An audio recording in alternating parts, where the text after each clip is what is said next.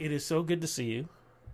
Thank you. You Because too. we follow each other, and I feel like the sort of uh, cousin that's in the distance that's just been watching you grow up through social media, and I gotta say I'm so damn proud of you of Oh, thank everything that you. you've been doing, everything you've been from the dancing to the singing to the work that you've been doing to the standing up to idiots on social media to like you've been doing so much. Is it a blur for you sometimes if you were to look back at everything that you've been doing since the first time we really met? And that, of course, was at City TV when we were talking about the release of your dad's album and music and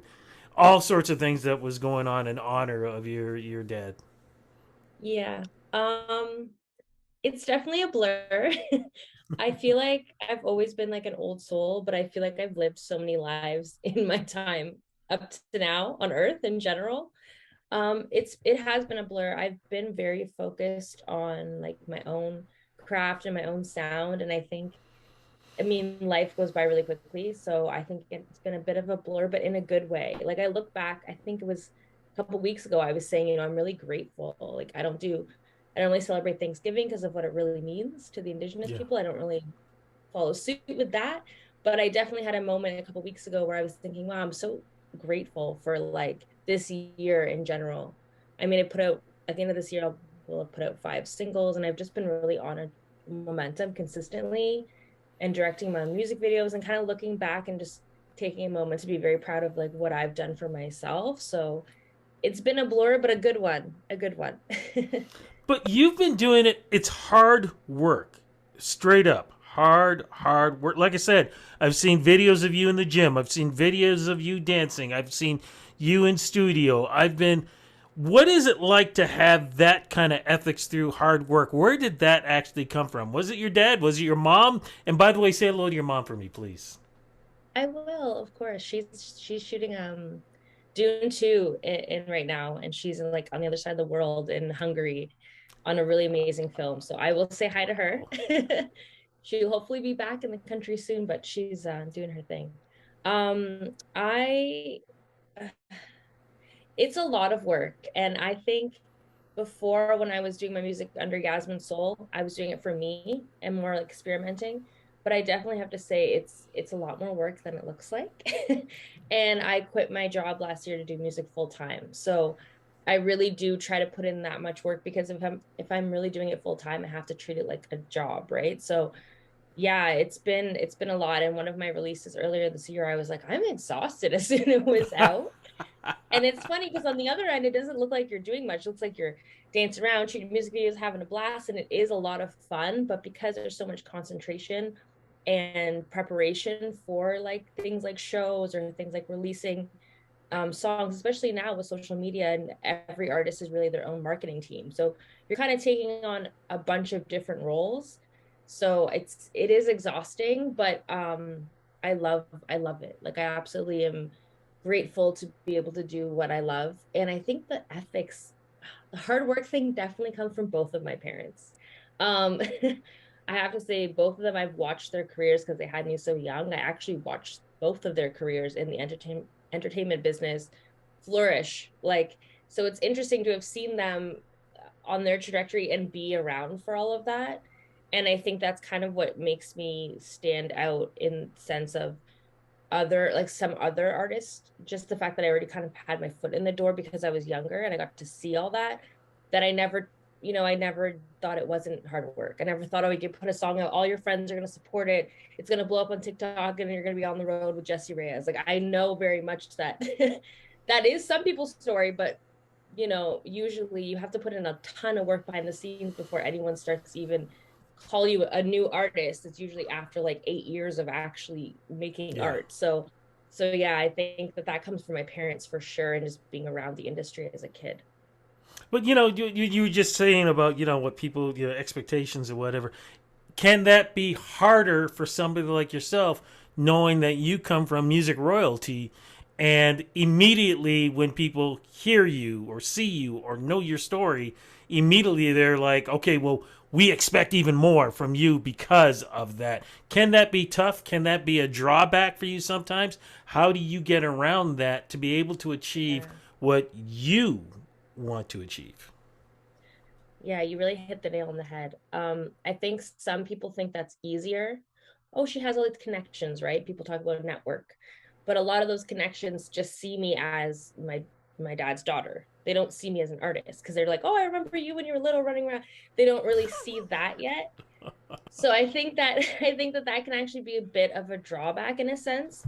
And also I didn't want to sing for a long time because my dad was such an amazing vocalist and belter and could sing anything under the sun, as you very well know. I was actually very intimidated. I always wrote from a little kid with him, always was like doing talent shows, but I was doing like little kid raps. Like I wasn't really singing. Um, and I think it actually held me back very much. Like if someone's dad is a brain surgeon and then you're going to school to be a doctor, you're always going to have that, like, I don't know if I can be a brain surgeon, you know what I mean? So I think it took a while to find my own sound and be comfortable in that. And I also didn't want to use my dad's name as a way of being like, hey, I'm so and so's daughter and let me in the door. Because to me, it's really, I'm very proud to be his daughter because of who he was. Not because he was just a great musician, because of his actual person. Like he was a great person, which is makes me proud. And I think the last thing I would want is people to think I'm trying to like use his name in any way. But then it dawned on me it was Nick Davis at CBC, and he changed my whole thought process. I was interning at CBC and I was in school for journalism, I funny enough. remember that. I And remember he that. changed my whole world. He said to me, "You're as a parent," he said, "you kick down these doors so that your kids can walk through them." He's like, "You still have to walk through the door and be good at whatever you do. But don't be afraid to open the door just because you don't want someone to think people are going to think whatever they want to think, but you still have to be great at what you're doing." So I also always joke, like, people are like, "Oh, you never told me your dad was Hayden from Jackson." I'm like, because that's him and he did that. And that's amazing that he did it. But I didn't have anything to do with him touring with James Brown. Like, I was just, you know what I mean? I didn't have anything to do with it. So to me, that sense of like entitlement that some people get when they're related to somebody is very strange because you didn't do the thing that they're popular for. So it definitely is harder, I think, in a lot of ways. But I think I've found my sound and my voice, not just as a singer, but like as a person, as a woman. So yeah, it's an interesting balance between, oh, you know, I knew your dad because of this and this, and I remember you as a kid, and oh, you're making music now. I think it takes people a while to actually go look at what I'm actually doing because they're expecting, you know, maybe it's just a hobby for me, or they're expecting my dad's Motown, you know, soul version, and that's not necessarily my sound. So, yeah. How do you handle that? I mean, we can talk because we've known each other for such a long time. But Mm-hmm. how do you handle when you want to talk about you? People want to talk about your dad and your mom also, Yeah. but you want to focus on you. How do you handle that when? And I'm assuming that sometimes you could probably end up doing an hour interview, and all they want to do is talk about your parents. And then maybe the last 2 minutes, oh yeah, by the way, you got a song out somewhere. Like, how do you deal with that Yeah. so that you can professionally spin it around and say, yes, I come from this legacy, but let's talk about me. I think I handle it well because, to be honest, a lot of the support I've gotten in the last year has been in the US. So they are not in tune with who my dad was until maybe later on. Oh, you grew up in the industry. What do you mean? Oh, what does your dad do? What did your dad do? Oh, like, so I've been fortunate in that sense where I haven't had to deal with that on that end. When it Okay. comes to Canadian media, I think they want to touch a little more on my dad, but I think it's a good balance. And I say what I, you know, what I just said is I didn't want to be known as his daughter, which is part of the reason I changed my part of the reason that I changed my stage name. There's a few reasons, but the Yasmin Soul thing was a joke because everyone always thought our last name really was Soul. So that was like a joke I had on Facebook for years I with my didn't dad and I. realize that. I didn't I even just think about kept it. that. People were always like, "Oh, your dad's name's Jack and your last name's Soul," and that was like a running joke with him and I. So I changed it for because I kind of found my own identity, but I've never want to suppress or take for granted people want to talk about my dad because people have parents or family members they lose and no one talks about them because nobody knows who they are and nobody has that, you know what I mean, that interest. And so I really want to take that time and not worry about whether this interview is focusing on me, but make sure I really stress that my dad's legacy is his personality, his kindness, like that, and his intelligence was to me his legacy. His music is like this added amazing bonus, but his personality is his legacy. So I like to touch on that. So it doesn't really bother me when people want to talk about him because, you know, God forbid they may come a day where no one's asking me about him. So I think that I just have to take that and use it to keep pushing, pushing him really, pushing his personality, make sure he's never forgotten in this country. So I don't think you can. I mean, let's face it. Turn on a radio at some point in time somewhere in this country.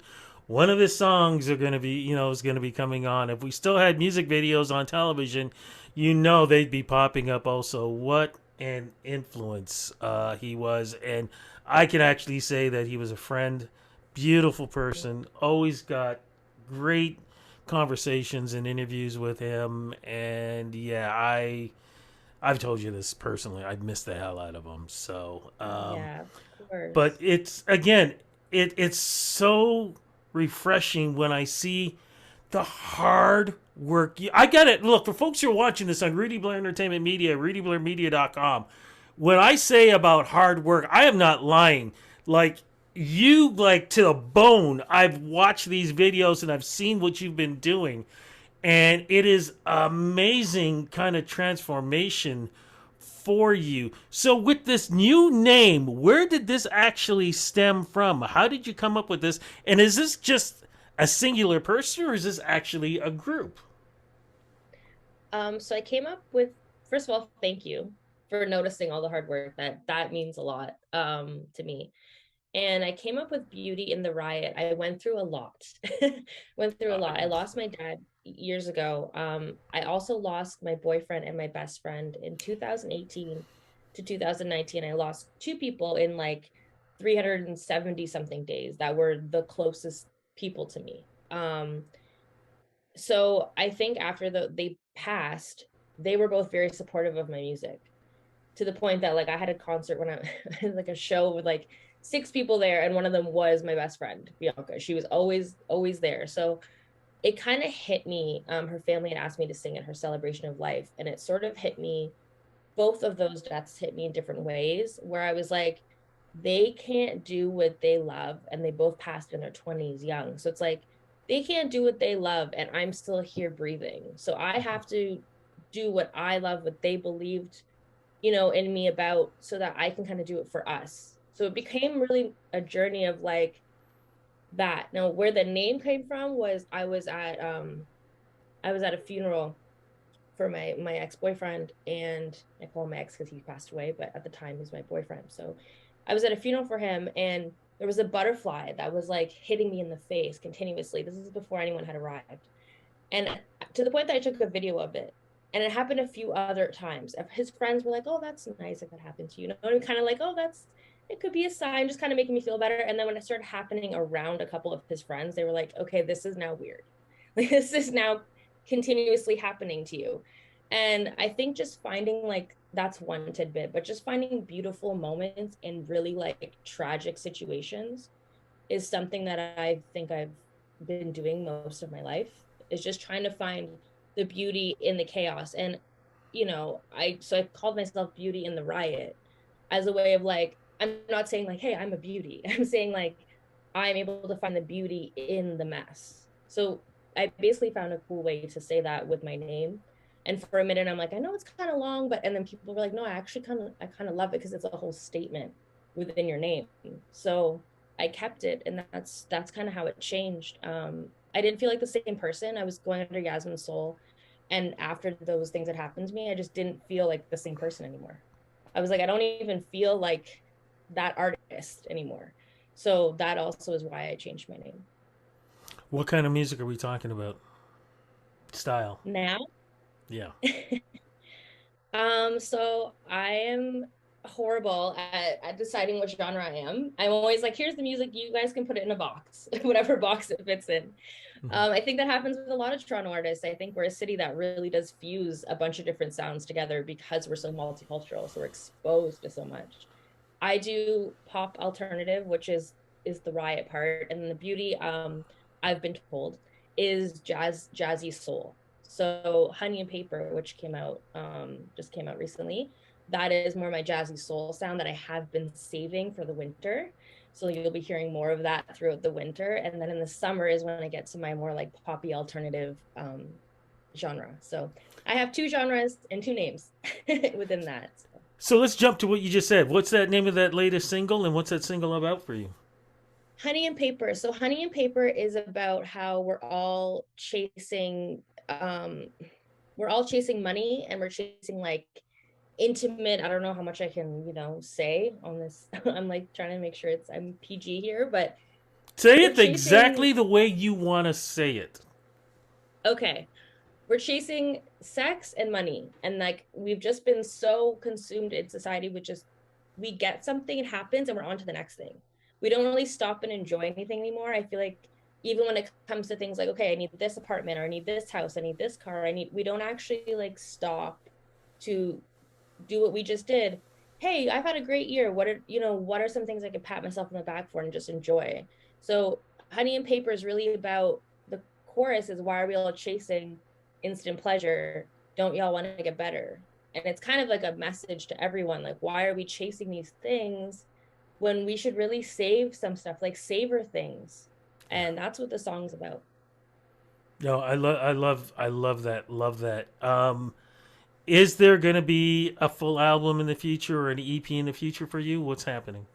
Yes. So I've been asked this question for for almost a year. They're like, so when's the EP coming? I really wanted to focus on putting out singles so people kind of understood the number one, that I had two sounds. Yeah. And number two, I wanted to get to the point where enough people were asking me for it that it made sense to put it out. Because nowadays people consume music so fast. If you put out an EP and no one's really looking for you, people are Yeah. going to give that a couple listens and they're on to the next thing, right? So I just wanted to build up like the hype around it first, and now I keep getting asked that almost the whole year. People are like, when's your EP coming, when's your EP coming? So there will be an EP, there would definitely be a full album, but I'm hoping to put an EP out actually this next year, so 2023 there'll be an EP for sure. What about shows? Show, so I have a show coming up on Dawn and the Danforth. It's a showcase, and I also just played a show in New York in August, which was amazing. So much fun at SOBs, which is like a legendary venue in New York. So that was like a huge deal for me. And I'm gonna definitely be playing more shows probably after this winter break. I'm in the studio again right now, so most people have like their studio time, their show time, Yes. their press time. I do all of it at the same time because I had writer's block for a while at one point years ago, and now I refuse to stop writing and recording because I never want to have writer's block ever again. So I'm back in the studio a lot these next couple of weeks, but yeah, I'll definitely have a lot of shows, and I'm most likely going to have some sort of like actual release party for the EP, which you will be invited to. So I'm Can't excited wait. for that. I'm just curious. In your shows, do you ever re-sing any of your dad's songs? I haven't. I thought about it recently. And again, that goes back to the not wanting people to think I'm like trying to use his name, but now I really don't Mhm. care what anyone thinks because I know who I am. So I've been thinking about covering Saved, because Saved is a song that the intro on the album is me and my dad talking. And I used to always That's come home and right. That's right. yeah.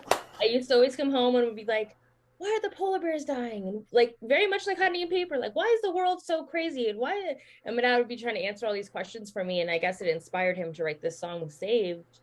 And I've been thinking about it recently. So I actually went and was trying to see like who wrote it with him and who made it with him so I could kind of reach out to them. And it was Ron Lapata. So that's an easy reach because I talk to Ron all the time. So I've been thinking about covering Saved. more and more, like as I get older, I'm like, I kind of do want to cover something, but I had to be the right thing that made sense for me.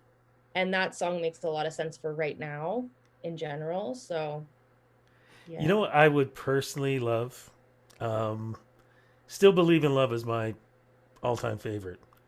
I would love to see that video redone in your vision where you play the part of your dad singing, just basically reversing everything. You know, the Reversing antagonist is everything. the guy, the backup singers are three guys singing. Like, I think it would be hilarious and amaze me because Oh, that's that's still cool. favorite song, favorite video. Still blare that song out. You drive down the street in the summertime, play that song out loud. There are people who will turn around and going, I remember that. Yeah, yeah, yeah. Yeah, I that's a would song. People love that song. Yeah. I would love to see you do your version of that song. Like I said, musically and video wise, I'm crossing fingers. I'm planting the seed. You know who originally concept was done by my mom for that video at the Why does that beginning. make It so says much sense? Priscilla. Yeah, doesn't it make sense now? Because like she's in film, so she did the concept for that video, and I love the concept. Even now, you look at who's in it. Like Divine Brown's one of the backup singers. Stacey's the main character. Like some of our like black excellent talent are in that video. So yeah, I actually love that video and that song. So I love it. yeah. Two more questions. One, any chance you're going to do a holiday song? Yes. Good question. Yes. This is perfect because I can plug that song right now. It'll be coming out in November. It's called It's the Holidays, and I actually wrote it with so a lot of my songs people have said are syncable, which for those of you who don't know what sync is just placing music into film or TV. And this song, I've that's like my goal with my songs is to put them into films. This song actually is the first song that I got synced in a movie. So it's my Christmas song and it'll be coming out, our holiday song, not so much Christmas, but it'll be coming out November 25th. Fantastic. And also, because we are talking as we speak, it is coming up to Halloween very soon. What was your favorite Halloween costume and why? And I'm going to add something else in there too. What was your favorite Halloween candy? Oh my gosh. Okay. Halloween costume.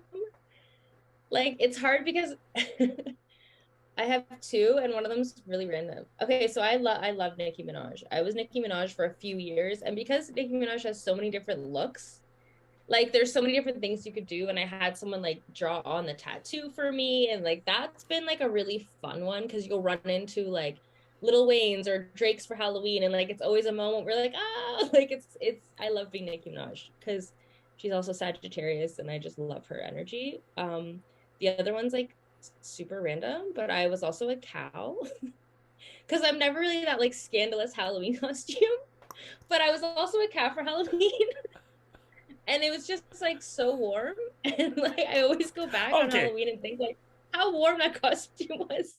So I was a Halloween for a couple of years and then I had to pass it on. I've also been Winnie the Pooh and I had a huge belly. Oh, I So can see the Winnie the Pooh. That would be cute. yeah, And I what got a was your cute favorite little Halloween candy? I don't know. This is gonna sound so funny, but it's like just those cheap little caramels. You know those like caramel and they're in a square. Yep. Do we take the I wrapper off?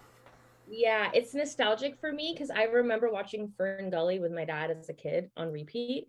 And when I was watching Fern Gully, I was eating those and I kept being like, can we go back to the store? We kept going back to the store and getting them. And so I think it's nostalgic for me, but those, I whenever I have those, it's like my childhood in a little wrapper of caramel. And actually, I'm going to throw one more question at you dealing with Halloween. What would have been the last Halloween candy in your bag? Because you know, there's always the first ones you eat up. Then Oh, there's a yes. series of the middle ones that you're like, okay, the good ones are gone. Let me eat this. And then there's always that last bit that you're Yes. like, okay, now I'll deal with this because all my other good stuff is gone. What would have been like last? You're bringing me back. It's the same. I think it's the same for everybody. It's always the chips. The chips are always like the last thing in there because I feel like with chips are like they're Halloween candy, but you can have chips anytime. You know what I mean? The candy is what the kids are after. So I always had like Lay's regular chips sitting in there forever. That was my last thing in the bag. Oh my gosh, you know what? Things are so different because when I was young, chips would have been one of the first things gone. The Wow, last thing really? that would be there would have been the black licorice or the Oh black yeah. cat uh, candy or whatever. The ones that you knew that if you took a bite out, it would have broken your tooth or something like that. And Like the I think Tootsie they did Rolls that or on. something. Yeah, I think they did that on purpose so that they can get rid of your baby teeth and get the other ones in. Either way, thank you so much for this interview. Like I Thank said, so you. proud of you.